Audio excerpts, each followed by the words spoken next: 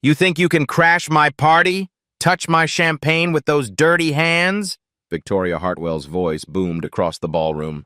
She snatched the glass from the black man's hand and grabbed her own wine.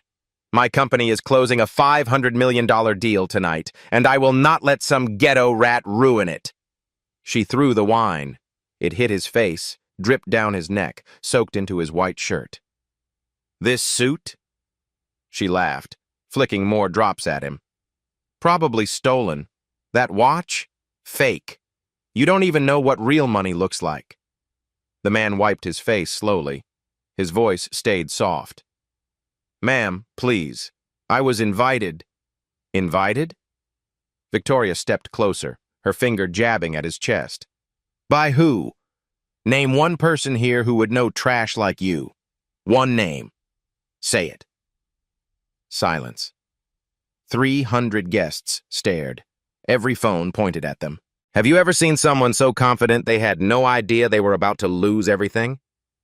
45 minutes earlier, Daniel Torres had stepped out of a black Mercedes S-Class on North Michigan Avenue. The driver held the door. Cool October air hit Daniel's face as he straightened his Brioni suit jacket. The Millennium Tower rose 60 floors above him. Every window blazed with light. A red carpet stretched from the sidewalk to the gold-trimmed entrance. Pick me up at 11, James. Yes, sir. Daniel walked alone. His leather shoes clicked against the pavement. No entourage, no assistant, no security detail, just him and an envelope in his inside pocket. The invitation was cream-colored, heavy stock. Embossed gold lettering read, Annual Summit Gala, Fortune 500 Leaders. At the bottom, smaller text, hosted by Torres Venture Capital.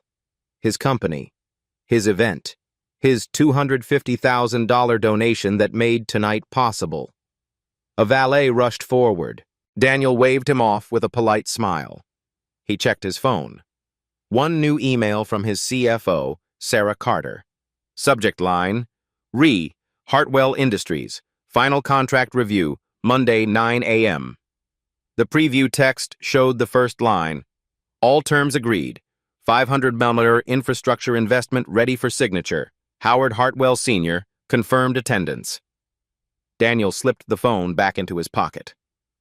5 years of negotiations, dozens of meetings, background checks on every Hartwell executive, due diligence reports stacked 3 feet high in his office. Everything pointed to Monday. Everything pointed to yes. He stepped through the gold doors into a marble lobby. Crystal chandeliers hung from a ceiling painted with Renaissance-style frescoes. A string quartet played near the elevators. The music echoed off stone walls. Good evening, sir. The woman at the registration desk smiled. Her name tag read, Rebecca Walsh, Event Coordinator. Daniel Torres. Rebecca's fingers flew across her tablet. Her eyes widened slightly. Mr. Torres, of course. You're our primary sponsor tonight. Just here to support a good cause. The Children's Hospital thanks you. She handed him a program. The main ballroom is on the 60th floor. Cocktail hour is underway. Daniel took the elevator alone. Soft jazz played through hidden speakers. The car rose smoothly, quickly. His reflection stared back from polished brass doors. 42 years old, black Latino, first-generation college graduate, built his venture capital firm from nothing 15 years ago. Now he controlled $3.2 billion in assets across tech, infrastructure, and real estate. He owned 40% of this building. The elevator dinged. Doors opened to reveal the ballroom. 300 guests filled the space. Men in tuxedos, women in gowns that cost more than cars. Servers weaved through the crowd with champagne and hors d'oeuvres. Everyone networked, smiled, made deals in hushed voices. Daniel recognized faces from Forbes covers. CEOs, investors, politicians. Old money and new wealth mixing under chandeliers worth millions. Near the bar, a woman's laugh rose above the crowd, loud, commanding. Everyone around her turned to listen. Victoria Hartwell. Daniel had seen her photo in the due diligence reports. 38, VP of Strategic Partnerships at Hartwell Industries. Daughter-in-law of the founder. Known for closing deals and burning bridges in equal measure. She wore a cream-colored gown that probably cost $50,000. Diamonds at her throat, wrists, ears. Her blonde hair was pulled back tight, showing off her face. 5 people surrounded her, all white, all laughing at something she'd said. And then I told them, Victoria's voice carried across the room, if you can't afford our rates, maybe try a company that values diversity over quality. The group erupted in laughter. Daniel saw a few other guests shift uncomfortably. No one spoke up. He moved toward the bar, keeping his distance. A server offered champagne. Daniel took a glass. Daniel! Michael Carter pushed through the crowd. Asian American, 40, Daniel's business partner for 10 years. Michael had arrived earlier to work the room. You made it. How's the traffic?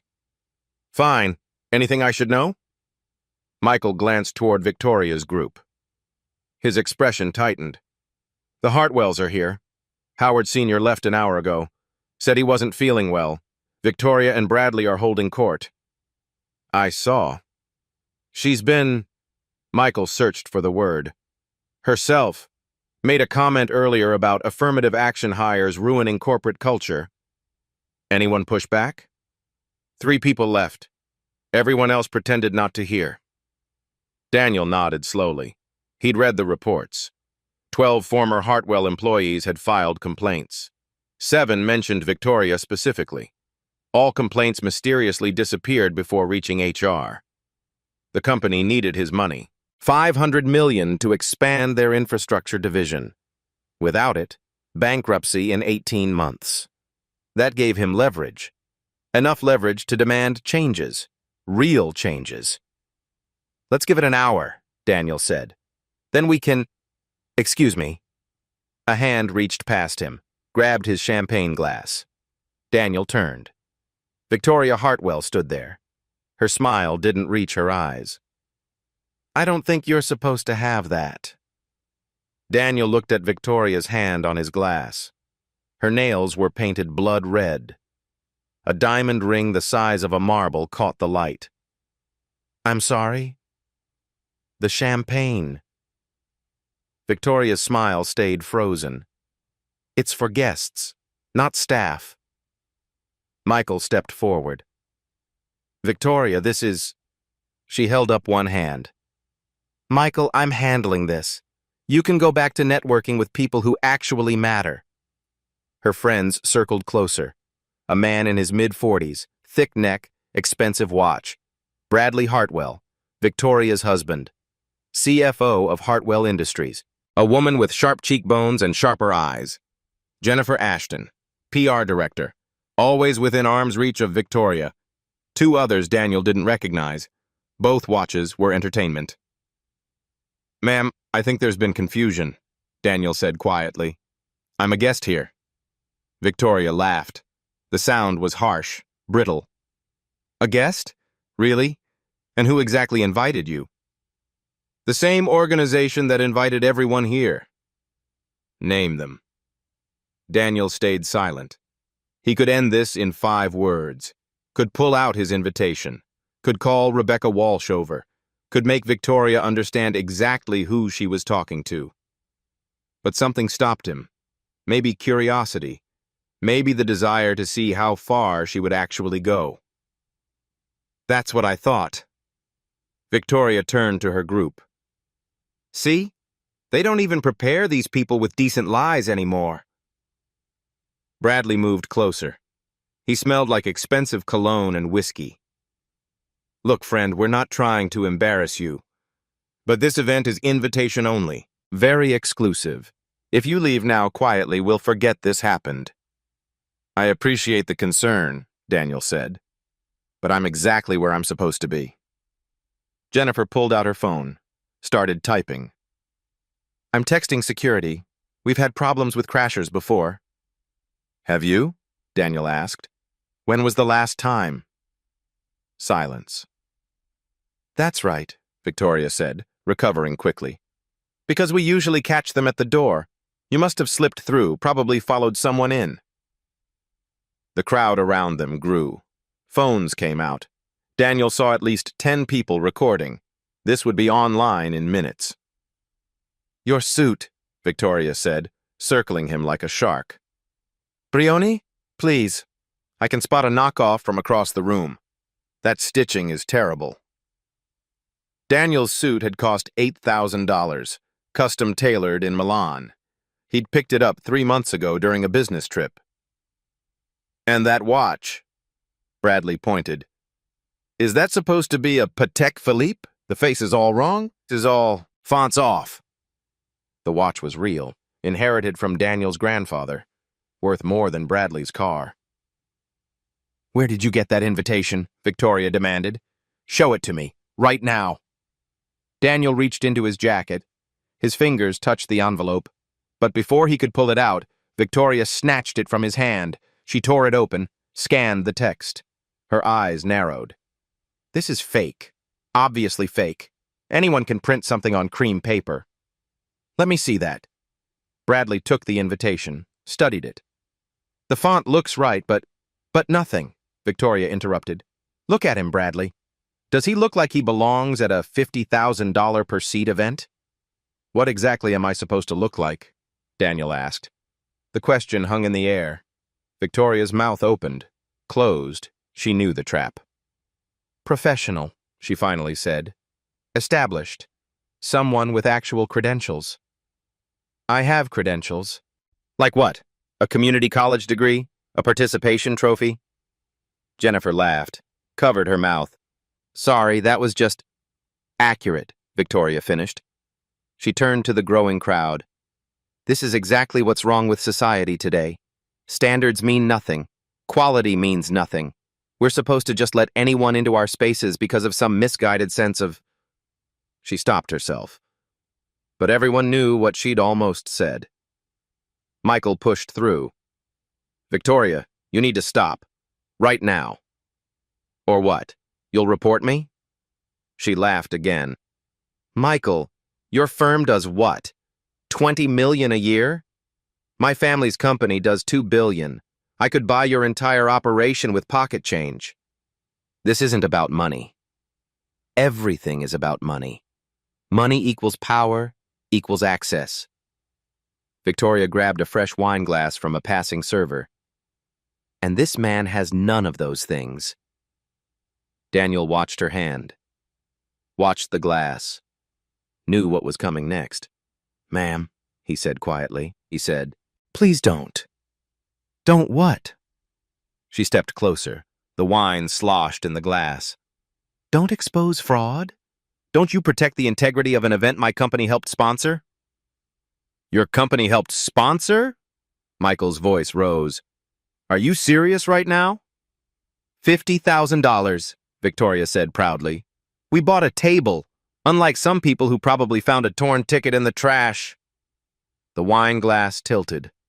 Daniel saw it happening in slow motion. Saw the red liquid leave the glass. Felt it hit his face, his neck, his shirt. It was cold. It smelled like cherries and oak.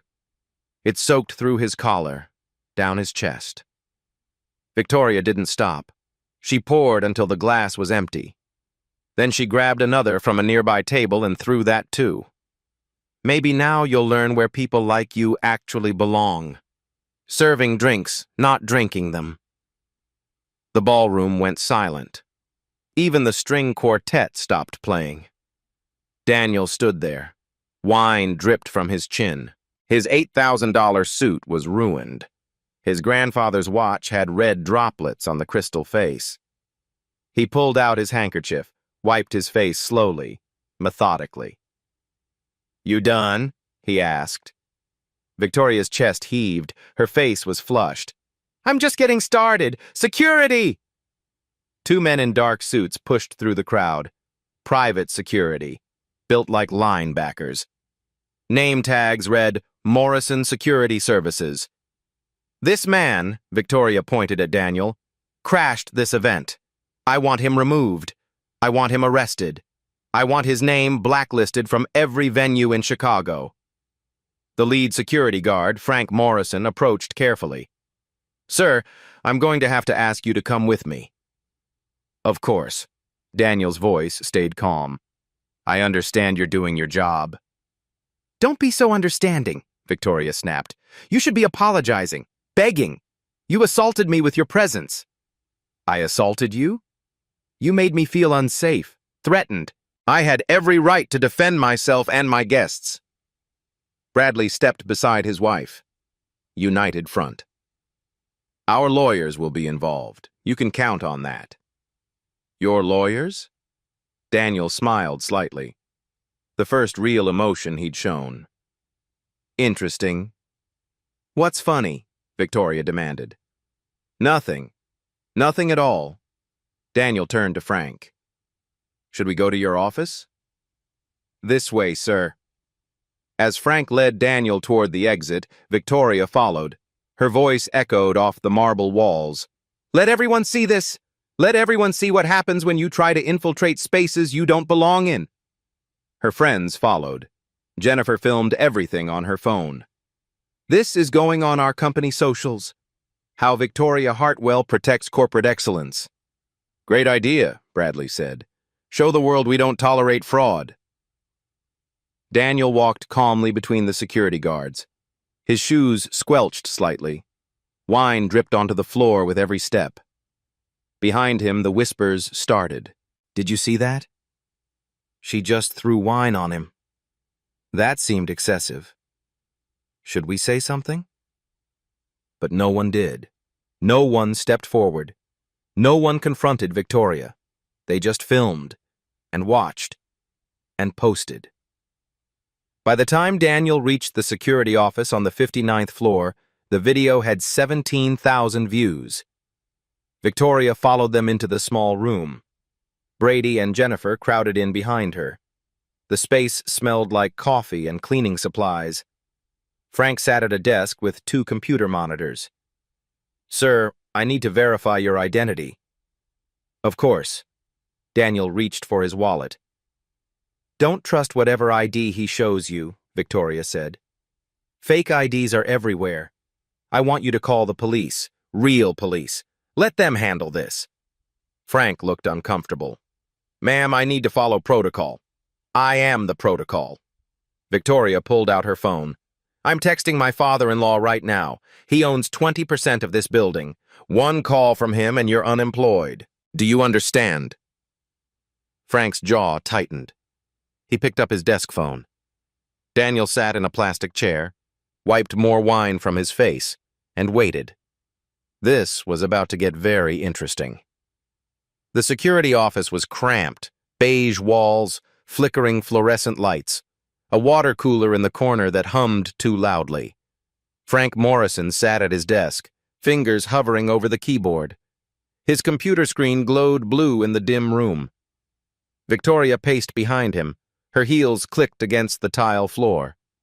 Click, click, click. Each step is sharper than the last. Why is this taking so long? She demanded. Ma'am, I'm pulling up the guest list now. Forget the guest list. Just call the police. Frank's eyes stayed on the screen. I need to verify. You need to do what I tell you. Victoria leaned over his shoulder. Her perfume was overwhelming, expensive and cloying. Do you know who I am? Yes, ma'am. Then you know I can end your career with 1 phone call. Bradley stood by the door, blocking it.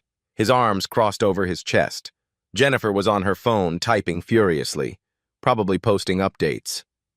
Daniel sat in the plastic chair against the wall. His suit stuck to his skin. Wine had dried sticky on his neck. He looked completely calm, almost bored. Found it, Frank said quietly. Found what? Victoria snapped. His name, on the VIP list. Frank's finger traced across the screen. Daniel Torres, Table 1, primary sponsor. Silence. Heavy. Suffocating. Then Victoria laughed. sharp and ugly. That's ridiculous. He obviously hacked your system. Ma'am, I don't care what you think. Victoria grabbed the back of Frank's chair, spun it around. That list is wrong, corrupted, falsified, whatever you want to call it. Bradley moved closer to the screen, squinted. Torres Venture Capital. Is that supposed to mean something? It's fake, Victoria said. A shell company, money laundering. This man is obviously a criminal. Would you like to see my identification? Daniel asked. His voice was quiet, patient, like he was talking to a child. Yes. Victoria held out her hand. Show me your fake ID so I can add forgery to the list of charges. Daniel pulled out his wallet, removed his driver's license, handed it to Victoria. She snatched it, studied it under the harsh light. Her eyes narrowed. Daniel Torres. Chicago address. This proves nothing. IDs are easy to fake. It's a state-issued license, Daniel said, with stolen information. Victoria threw the ID onto Frank's desk. Run his name, check for warrants, criminal history, anything. Frank hesitated. Ma'am, now. Frank picked up his phone, dialed. Yeah, this is Morrison at Millennium Tower. Need a background check. Name is Daniel Torres. Date of birth? He read from the license. The wait was painful. Victoria paced. Bradley checked his own phone. Jennifer kept filming everything. Daniel sat perfectly still, his hands folded in his lap, wine-stained but dignified. Nothing, Frank said, hanging up. No warrants, no criminal record. License is valid. Then dig deeper, Victoria insisted. Check his credit, his employment, his... Ma'am, I can't access that information. Then call someone who can. Victoria's voice cracked. This man crashed a private event, assaulted guests. I assaulted guests? Daniel's eyebrows raised slightly. Your presence was assault. Your existence in that space was threatening. Threatening how? Victoria's mouth opened, closed. Her face flushed red. Bradley jumped in. You made my wife uncomfortable. That's enough. By standing near a bar? Daniel asked. By being somewhere you don't belong. And where do I belong? The question hung there. Nobody answered. Jennifer's phone buzzed. Once, twice, then constantly. Victoria? What? The video, it's really spreading. Good. Let people see we don't tolerate... It's not good. Jennifer turned her screen around. The comments. They're not on our side.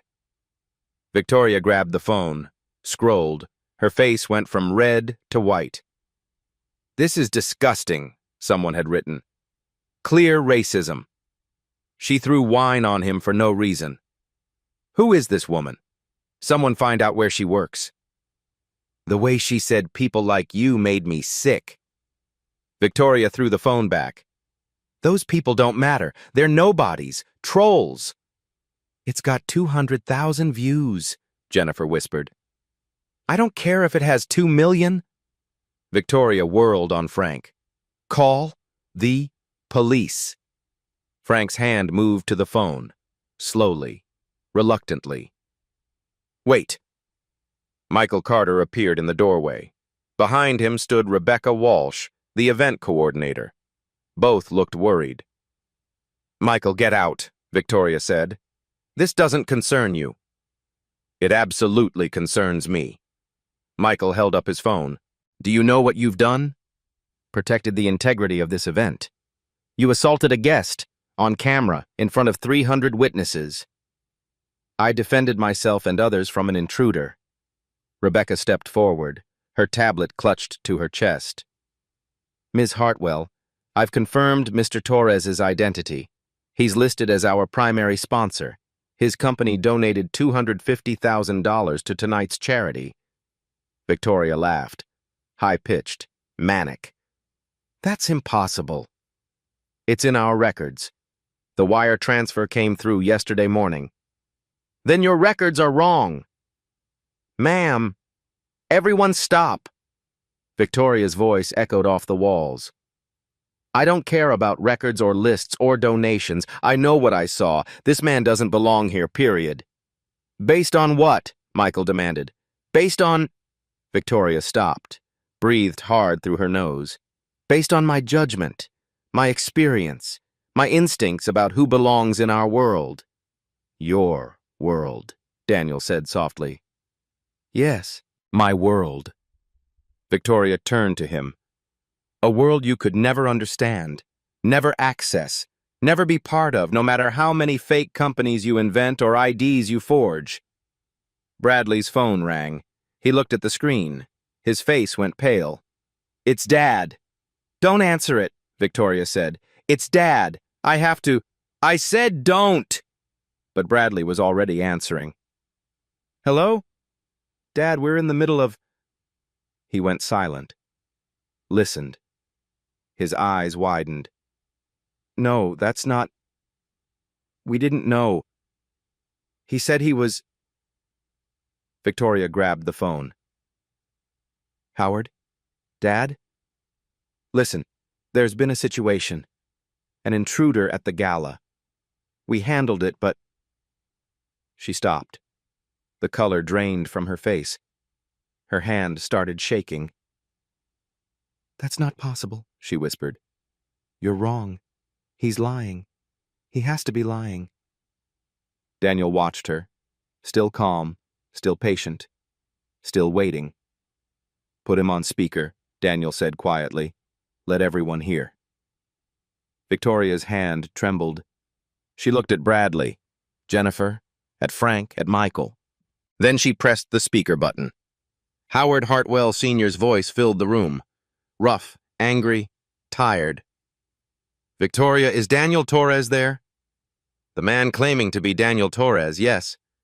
There's no claiming about it. Put him on the phone, now. Victoria's hand extended, shaking. The phone hovered between her and Daniel. Daniel took it, brought it close. Good evening, Mr. Hartwell. Daniel. Howard's voice softened slightly. I just got a call from my head of security. He's watching a video. Says my daughter-in-law threw wine on you? That's correct. Jesus Christ.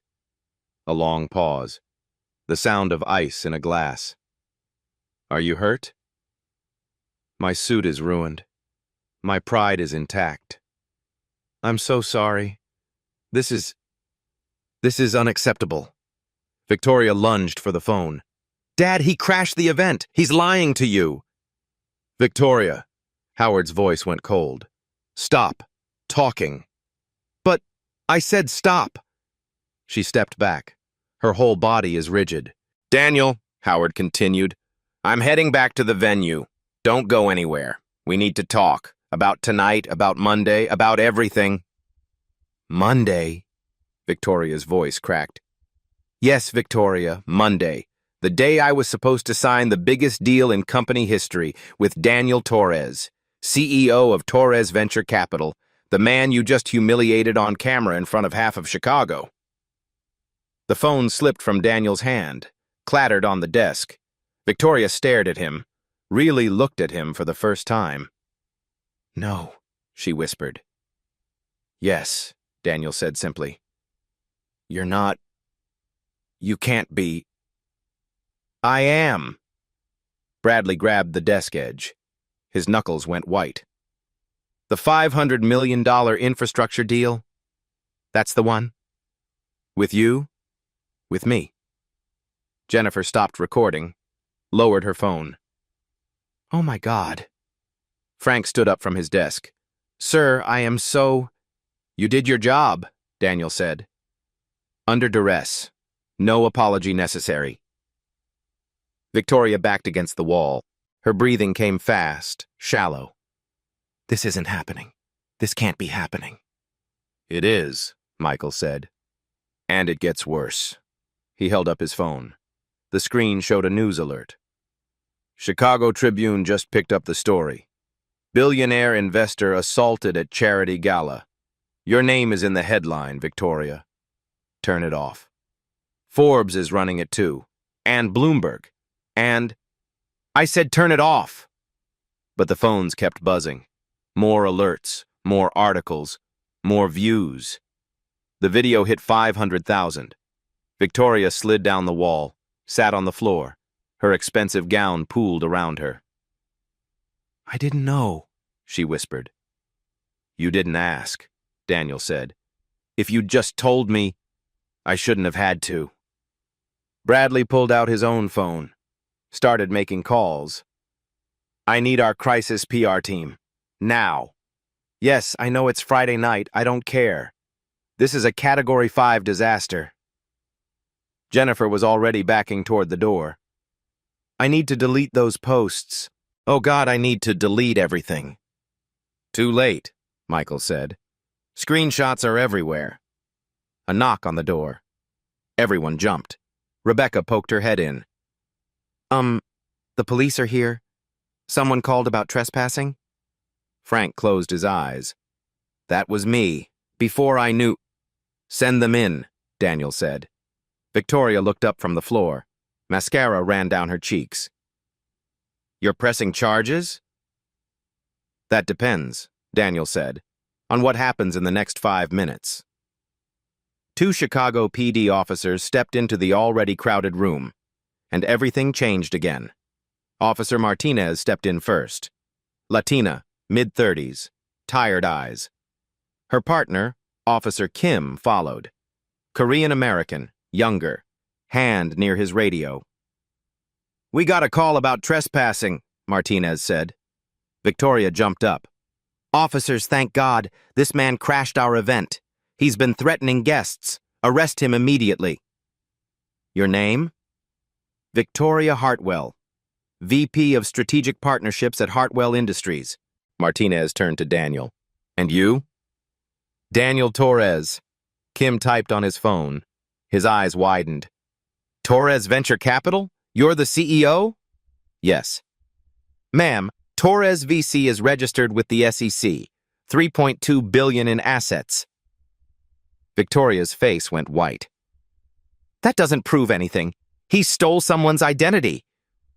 Martinez studied Daniel's ID. This looks legitimate. Of course it looks legitimate. That's how forgeries work. Kim held up his phone. Ma'am, there's a video. Shows you pouring wine on Mr. Torres. That was self-defense. From what? Victoria's mouth opened, closed. No words came. Martinez looked at Daniel. Did you threaten anyone tonight, sir?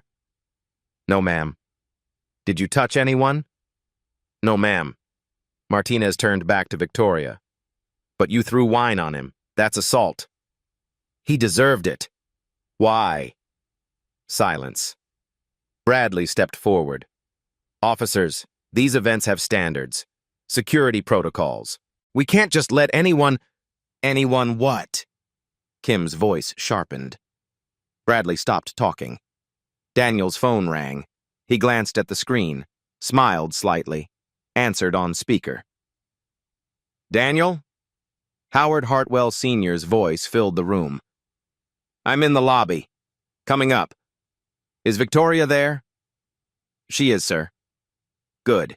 We need to talk. About what happens next. Victoria grabbed Bradley's arm. We need to leave. Now! The elevator dinged. Howard Hartwell Sr. walked in. 72. Silver hair. Expensive suit hanging loose. He looked tired. Sick. But his eyes burned with anger. Dad, Victoria started. Howard raised his hand, walked straight to Daniel, extended his other hand. Mr. Torres, I am profoundly sorry. Daniel shook it. We'll discuss it. Howard turned to Victoria. You're suspended, effective immediately. What? You can't... I'm chairman of the board. I absolutely can. Over a misunderstanding? You assaulted the man holding our company's future, on camera. This isn't a misunderstanding, it's a catastrophe. Bradley stepped between them. Sir, you're overreacting. PR can spin this. You're suspended too. What? Both of you. Pending investigation. Howard looked at Martinez. What charges is she facing? Assault? False police report? Possibly hate crime enhancement. Victoria's legs buckled. Bradley caught her. Hate crime? She whispered. Kim read from his phone. You said people like you. Questioned his belonging based on appearance. Assumed theft and poverty. All on video. Jennifer spoke from the corner. I have more videos. From before. Where Victoria made other comments. Shut up, Victoria hissed. Comments about what? Martinez asked. About diversity hires. Quotas. People who don't belong. You're fired, Victoria spat. You can't fire anyone, Howard said quietly. You're suspended. Daniel pulled out his phone, turned the screen. A news headline. Torres Venture Capital CEO assaulted at charity event. Video goes viral. Another. Hartwell Industries exec caught in racist tirade. Another. Fortune 500 company faces backlash after VP attacks black investor. 1 million views. And climbing. The deal, Victoria whispered. The 500 million. We can still... There is no deal, Daniel said. But we need it. Without it, you're bankrupt in 18 months. I know, I read the reports. Then you understand we're desperate. I was willing to invest. Was. You can't pull out over this. I can, and I am. Howard aged 10 years old at that moment. His shoulders sagged. Victoria turned to Martinez. Fine, arrest me then. This is insane. All of this over one tiny mistake. Tiny? Daniel's voice went cold. You humiliated me publicly, called me trash, said people like me don't belong, threatened everyone who helped me, lied to the police. He stepped closer. Victoria pressed against the wall. And you call it tiny? Martinez put away her notepad. Ma'am, come to the station for questioning. Bring a lawyer. Am I under arrest? Not yet. Depends on Mr. Torres's statement. Victoria looked around, at her husband, her father-in-law, Jennifer, the officers, Michael, Rebecca. All stared back with disgust, pity, contempt. Finally, she looked at Daniel. What do you want? Justice. I'll apologize, publicly, whatever you want. Too late. It's never too late. It is when you've destroyed everything in one night. Howard left without looking at her. The room felt smaller, colder. Victoria's perfect world had collapsed, and Daniel Torres held every piece. The security office felt like a tomb. Silent except for Victoria's breathing. Fast, shallow, panicked. She slid down the wall. Her designer gown crumpled around her. Mascara streaked her face in black rivers. Daniel, Mr. Torres, please. Her voice cracked. I made a terrible mistake. Daniel stood by the window, watched the city lights below. You made several deliberate choices. I didn't know who you were. That's the problem. You didn't need to know. Bradley knelt beside his wife. Surely we can work this out. We're all professionals here. Daniel turned. His wine-stained suit caught the fluorescent light. Professional is the last word I'd use for either of you. Victoria grabbed the desk edge, pulled herself up. It was the stress, the pressure of tonight. These events are so intense, and I thought... You thought what? Daniel's voice stayed level, calm, devastating. I thought you were a crasher. There have been issues... Name one. One crasher in this event's 15-year history. Silence.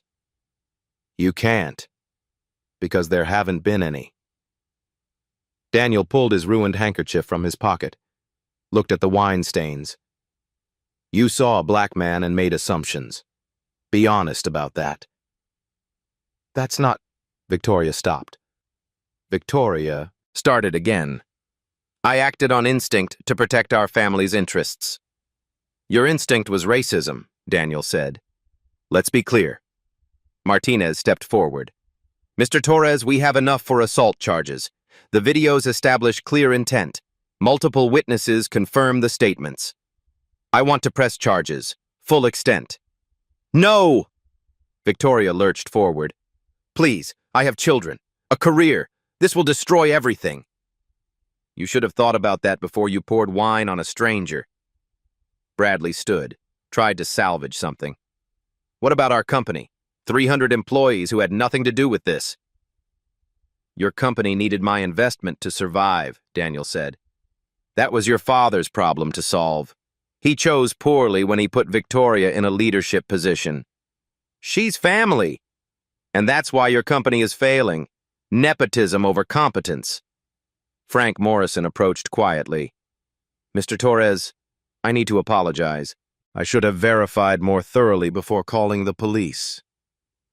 You were threatened with termination, Daniel said. Note that in your report. I want accountability at every level. Yes, sir. Rebecca Walsh spoke from the doorway. The gala is breaking up. Guests are asking questions. The news vans are outside. Let them ask, Daniel said. What should I tell people? The truth. That Victoria Hartwell assaulted a guest. That she's been suspended. That Hartwell Industries is under investigation. Victoria made a choking sound. You're going to let them destroy me on television? You destroyed yourself. They're just documenting it. Kim stepped aside to take a phone call. Came back looking grim. Ma'am, there's a reporter from Channel 7 asking for a statement. Says the video has 2 million views now. Bradley pulled out his phone. His face went gray. It's trending. Nationally. #Hartwell Wine Incident. Jennifer was still in the corner. She'd been quiet since offering up the videos. Now she spoke. Victoria, the company Twitter is exploding. Thousands of mentions, all negative. Delete them. I can't delete other people's tweets. Then make a statement. Say it was out of context. It wasn't out of context, Jennifer said quietly. Everyone saw what happened. Victoria whirled on her. You're supposed to be loyal. I'm supposed to be honest. You taught me that, before you forgot it yourself. Martinez checked her watch. Ma'am, we need to go. The station is expecting us. Can't we do this tomorrow? I need time to prepare. No, now. Bradley grabbed his phone. I'm calling our lawyers. Don't say anything without counsel. Smart advice, Kim said. You should probably get your own lawyer, Mr. Hartwell. Your father mentioned you're suspended too. The reality kept crashing down, wave after wave. Victoria looked at Daniel one last time.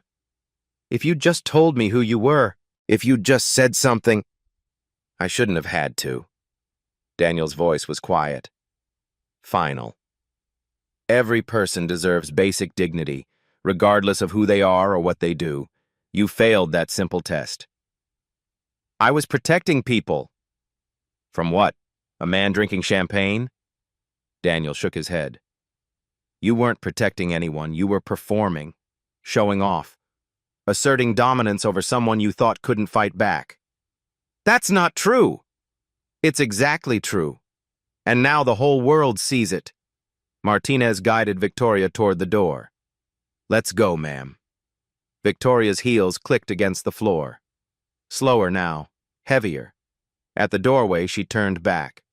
The company, all those employees, their families. You're going to let them all suffer? I'm going to let your choices have consequences, Daniel said. There's a difference. The elevator doors closed on Victoria's tear-stained face. The security office felt bigger suddenly, emptier. Michael Carter exhaled. That was intense. That was necessary, Daniel corrected. Rebecca approached carefully. Mr. Torres, I'm so sorry. If there's anything the Foundation can do, not your fault. You tried to help. Daniel looked at his watch. Wine had seeped under the crystal. I should probably go clean up. The bathroom's down the hall, Frank offered. Actually, Daniel said, I think I'll head home. This suit's beyond saving anyway.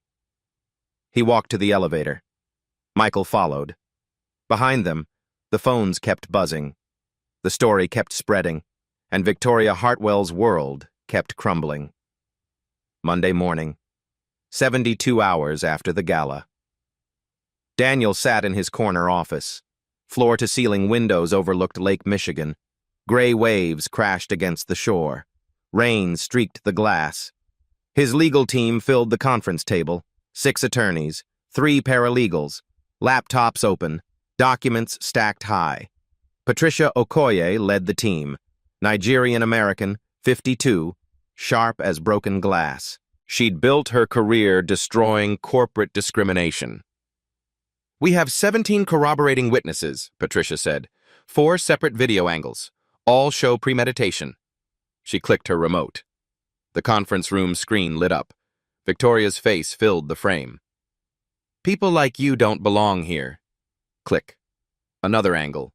Wine pouring in slow motion. Click. Victoria's finger jabbing Daniel's chest. Name one person who would know trash like you. The audio is crystal clear, Patricia continued. No ambiguity, no room for interpretation. Daniel's CFO, Sarah Carter, spoke next. The business impact is catastrophic for them. She pulled up a stock chart. Hartwell Industries dropped 34% in 3 days, lost $800 million in market value. Good, Daniel said quietly. Sarah continued. 3 Fortune 500 clients have paused contracts. 12 senior employees resigned. The board held an emergency meeting yesterday. What's Howard saying? Nothing publicly. But sources say he's exploring bankruptcy options. Michael Carter sat across from Daniel. The $500 million deal? Dead, Daniel confirmed. I sent the termination letter Sunday night. Cited ethical concerns and corporate culture incompatibility. Patricia pulled up another document. We're filing a civil suit today, $50 million. Claims include defamation, emotional distress, civil rights violations. That'll finish them, Michael said. That's the point. Daniel stood, walked to the window. This isn't about money, it's about a message. What message? Sarah asked. That racism has consequences. Real, permanent, devastating consequences. Patricia nodded. The criminal case is moving forward. State's attorney called this morning. They're pursuing multiple charges. She listed them. Assault and battery. Video evidence is overwhelming. Filing false police report. Frank Morrison's testimony confirms Victoria lied. Hate crime enhancement. Multiple witnesses confirm racial motivation. Timeline? Daniel asked. Arraignment next week, trial in 3 months. The prosecutor says it's the strongest case she's had in years. Michael pulled up his phone. Have you seen the media coverage? He scrolled through headlines. CNN. Viral video exposes corporate racism. New York Times. When privilege meets accountability. Forbes. How one act of discrimination cost a company $500 million. Wall Street Journal. The Hartwell Scandal, a case study in corporate failure. 60 Minutes wants an interview, Michael said. Not yet, Daniel replied. Let the legal process play out first. The door opened. Daniel's assistant stepped in. Sir, there's someone here to see you. Says it's urgent. Who? Howard Hartwell Sr. The room went silent. Daniel considered. Send him in. Howard walked in slowly. He'd aged more in 3 days. His suit hung looser. His face was gray. He carried a briefcase that shook in his hand. Daniel, thank you for seeing me. Mr. Hartwell. Howard sat without being asked. Set the briefcase on the table. I came to beg. That won't change anything. I know, but I have to try. Howard opened the briefcase, pulled out financial statements. The company is finished. Bankruptcy filing is drafted. We'll announce Thursday. I'm aware. 300 employees will lose their jobs. Most have families, mortgages, kids in college. And whose fault is that? Howard closed his eyes. Mine. I put Victoria in that position. I ignored the complaints, the warnings. I chose family loyalty over corporate responsibility. Yes, you did. I'm asking you to reconsider the investment. Not for Victoria, not for me. For those 300 people who did nothing wrong. Daniel walked back to the window, watched the rain.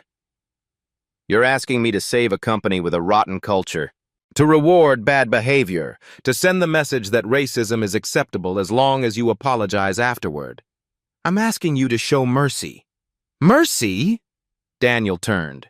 Did Victoria show me mercy when she humiliated me in front of 300 people? When she called me trash? When she tried to have me arrested? Howard said nothing. No, she didn't. Because people like me don't get mercy in your world. We get wine thrown on us. We get profiled. We get assumed to be criminals or staff or anything except what we actually are. Patricia started packing up. Mr. Hartwell, this meeting is over. But Howard pulled out another document. I have something else. He slid it across the table. Victoria's complete employment file. Every complaint ever filed against her. 14 in total. All buried by HR. All because she was family. Daniel picked it up, flipped through pages. Employee testimony. Racial slurs. Discriminatory hiring practices. Promotion denials based on race and gender. Why are you showing me this? Daniel asked. Because it should go on record. Because people should know this wasn't isolated. It was systemic. Howard's voice cracked. I failed those employees. I failed my company. I failed you. Yes, you did. I'm stepping down as chairman. Effective immediately. I'll cooperate fully with any investigation. Criminal or civil. Daniel set down the file. That's a start. Will you consider dropping the civil suit? No. Will you reconsider the investment? No. Howard stood slowly. Then I guess we're done. We've been done since Friday night. Howard walked to the door, stopped. For what it's worth, I am truly sorry. Not because of the business, because of what she did to you as a human being. He left. Patricia waited 30 seconds. That was hard to watch. Good, Daniel said. 3 months passed like water through fingers. The trial happened in Cook County Criminal Court. Standing room only. Media circus outside. Cameras everywhere. The prosecution presented video evidence. 17 witnesses testified. The defense tried to claim misunderstanding, cultural differences, stress-induced poor judgment. The jury deliberated for 6 hours, guilty on all counts. Sentencing came 2 weeks later. Judge Maria Castellanos presiding. Latina, 60, no patience for excuses. This court has reviewed extensive evidence, she said. What we've seen is not a momentary lapse, but a pattern of behavior rooted in racial bias. Victoria stood. Her lawyer is beside her. She'd lost 20 pounds. Her hair had gone gray at the temples. The assault itself was egregious, the judge continued. The racial motivation, inexcusable. The attempt to weaponize law enforcement against an innocent man, dangerous. The courtroom held its breath. I sentence you to 18 months in county jail, 5 years probation following release, 500 hours of community service with civil rights organizations, mandatory bias training and counseling, $25,000 fine. Victoria's knees buckled. Her lawyer caught her. In addition, Judge Castellanos said, the civil court has ruled in Mr. Torres's favor. $15 million in damages, public apology, lifetime ban from corporate leadership positions. The gavel fell. Victoria was led away in handcuffs. Bradley Hartwell, tried separately, received probation and fines. His financial licenses were suspended. Victoria divorced him during the trial. Hartwell Industries filed for bankruptcy 6 months after the gala. Assets were sold to a competitor. 300 people lost their jobs. 75 years of company history, destroyed by one act of racism. The message was clear. Actions have consequences, and justice, eventually, prevails. 6 months after the trial. Daniel's office looked different now. Same windows, same view of Lake Michigan. But new photos lined the walls. A ribbon-cutting ceremony. Daniel is surrounded by kids from the South Side. A legal clinic opening. Attorneys shaking hands with clients. A Time magazine cover. The CEO who changed corporate accountability. Daniel sat at his desk. Morning sun streamed through the windows. He reviewed the foundation's quarterly report. The Torres Foundation for Economic Justice, $100 million from his personal wealth. 30 civil rights attorneys, free legal representation for discrimination victims, 6 months of operation, 127 cases accepted, 89 successful outcomes. People who couldn't fight back now had someone in their corner. His assistant knocked. "Sir, the 60 Minutes crew is here." "Send them in." The interview lasted 2 hours. They asked about the gala, about Victoria, about the video that changed everything. "Do you regret attending that night?" the interviewer asked. Daniel considered the question. "No. What happened to me wasn't new. It was just filmed." "What's the difference?" "Most people who face discrimination don't have cameras recording, don't have resources to fight, don't have the platform to force accountability. But you did. I did. And I had a responsibility to use it." The interviewer leaned forward. "Some people say you destroyed Victoria Hartwell's life over a glass of wine." Daniel's expression hardened. "Victoria Hartwell destroyed her own life. I just refused to let her destroy mine without consequences." "What about the 300 Hartwell employees who lost their jobs?" "That's on Howard Hartwell, on the board that enabled Victoria for years, in a culture that protected racism because it was profitable." "You feel no guilt?" "I feel sad for those employees, but guilt? No. I didn't create that toxic culture. I just stopped funding it." The interview ended. The crew packed up, left. Daniel returned to the window, watched the city below. His phone buzzed. Text from Michael Carter. "New case just came in. Black teacher fired after reporting discrimination. The school district is trying to bury it. Sound familiar?" Daniel typed back. "Take it. Full resources." This was the work now. Not just venture capital, not just making money, making change. Corporate America had responded. 45 Fortune 500 companies revised their discrimination policies. The SEC proposed new accountability measures. Business schools taught the Hartwell case as a warning. The Torres effect, they called it. Mandatory bias training became industry standard. HR complaints were taken seriously. Cameras became protection instead of invasion. 200 similar lawsuits were filed in 6 months, all citing Torres v. Hartwell as precedent. The system was changing, slowly, imperfectly, but changing. Daniel drove to the South Side that afternoon. A community center ribbon cutting. The new legal aid clinic. Kids ran around the parking lot. Parents lined up to speak with attorneys. Hope filled the air like oxygen. A little girl approached, maybe 8 years old, braids tied with pink ribbons. "Are you Mr. Torres?" "I am. My teacher showed us the video, the lady who was mean to you." Daniel knelt down. "What did you think?" "I think you were brave. You didn't yell or fight.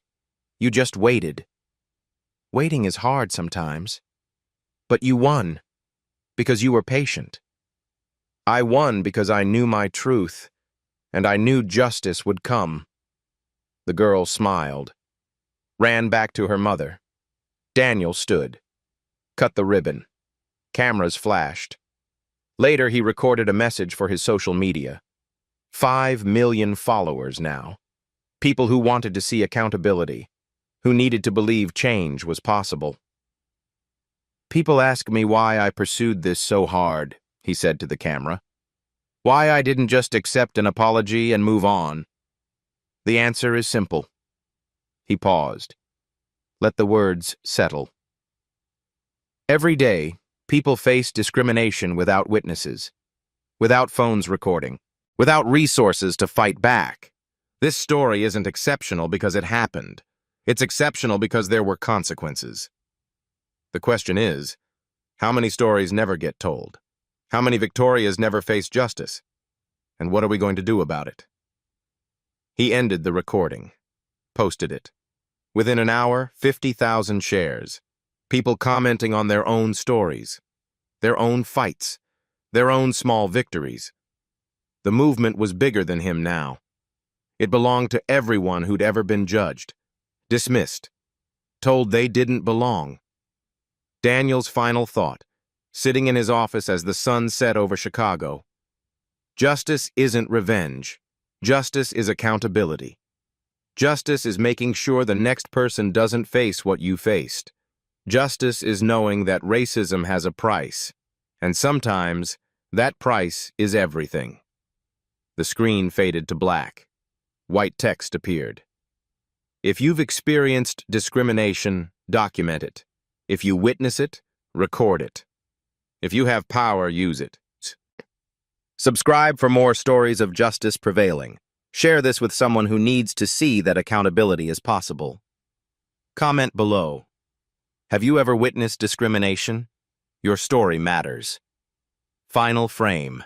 One last question in bold white letters. What would you have done if you were in that room? Would you have filmed, spoken up, walked away? Or would you have been Victoria? The screen went black.